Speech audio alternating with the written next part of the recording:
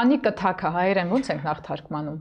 Խուճապային գրոհներ։ Ինքը հենց այդ նևրոտիկ խանգարումների տեսակներից մեկն է, տագնապային խանգարումի, խուճապային գրոհը ինքը շատ sense ճոխ սիմպտոմների ցանկ ունի մի հատ, գլխապտույտ, դերեալիզացիա, դեպերսոնալիզացիա, այսինքն երբ որ իրականության հետ կապը ընդհատվում է, քեզ թվում է դու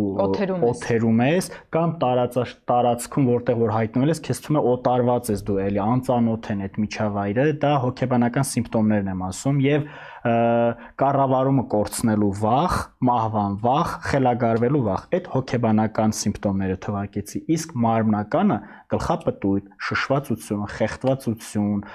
սարսուռ, դող, ափերում քրտնարտնադրություն, քեզ թվում է ոտքերդ կթուլանա, աղեստամոքսային տրակտի խանգարում, փորլուծություն կարող է լինել, փսխում կարող է լինել, տևում է 5-ից 10 րոպե, ծայրահեղ դեպքերում 15 րոպե։ Ինքը ամենաշեշտադրող պահն եմ ուզում բոլորդ լսեք, դա դառնալի խանգարում է, այսինքն լուծելի, հաղթահարելի։